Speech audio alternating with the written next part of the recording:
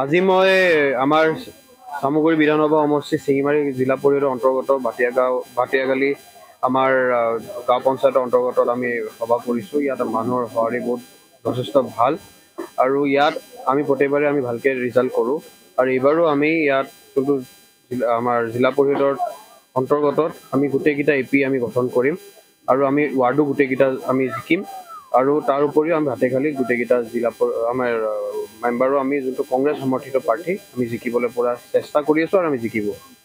যেহেতু উপনিৰ্বাচনত আপোনাৰ সামগ্ৰী সমষ্টিটো আপোনাৰ বিজেপিলৈ দখল কৰিছে, তাৰ পৰা মুক্ত কৰিব পাৰিব নে? চাওক, যদি উপনিৰ্বাচনটো সঁচাকৈ যদি নিৰ্বাচন হ'ল হয়, ইয়াতো বিজেপিৰ একো কথা নাছিলে।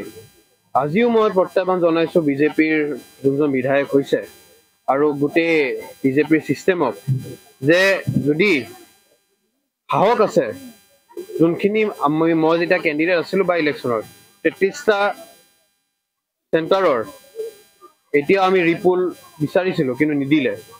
কিন্তু কথাটো হৈছে যে তেওঁলোকে যেনেকৈ জিকিছে এইটো জিকা মানুহ নকয়। মই ইলেকশ্যনৰ পাছতো বহুত জেগাত ঘূৰিছোঁ, তাত চবে কৈছে যে কেনেকৈ জিকিলে সেইটো আমি বুজি পোৱা নাই আৰু যেনেকৈ এটা কণ্ট্ৰাক্ট সৃষ্টি কৰিছিলে সমষ্টিত সেইটোৰ উত্তৰ এইবাৰ পঞ্চায়ত ইলেকশ্যনত বিজেপিয়ে পাব আৰু ইয়াৰ যোনখিনি প্ৰতিনিধি হৈ গৈছে তেওঁ পুৰা পোনপটীয়াভাৱে ইয়াৰ পৰা উত্তৰটো পাব পঞ্চায়ত নিৰ্বাচনৰ মাজতে। সামগ্ৰী সমষ্টিৰ 4টা জিলা পৰিষদ কংগ্ৰেছে দখল কৰিব পাৰিব। আমি কৰিম, আমাৰ এই এপিও কৰিম, আমি মেম্বাৰো আমি জিকিম ইয়াত। ভাটিয়াগালি গাঁও পঞ্চায়তৰ ভাৰতীয় জাতীয় কংগ্ৰেছ দলৰ পৰা আঞ্চলিক সদস্য পদত প্ৰতিদ্বন্দ্বিতা কৰিছোঁ। আপোনাৰ অৰ্হতাটো? মই BSc পাছ কৰিছোঁ, পিছত BEd কৰিছোঁ। হয়, আপুনি যদি ৰাইজে ভোট দিয়ে, গোৱা আশীৰ্বাদ কৰে, আপুনি প্ৰতিনিধিত্ব হয়, তেনেহ'লে আপুনি গৰীব দুখীয়া ৰাইজৰ হৈ কি কাম কৰিব?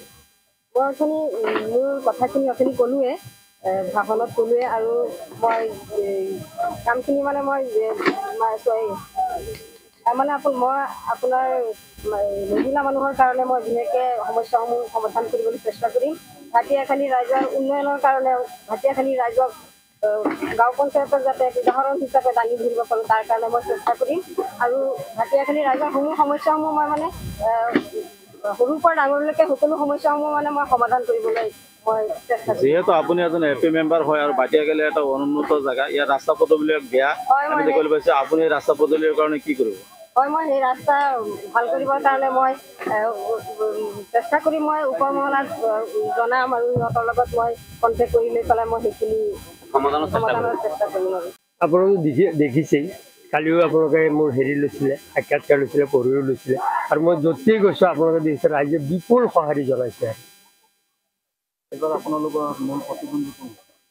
মই এতিয়া মূল প্ৰতিদ্বন্দ্বী কি ক'ম, হয়তো মোৰ লগত তেনেকুৱা কণ্টেষ্ট নাহিব বুলি মই ভাবিছোঁ।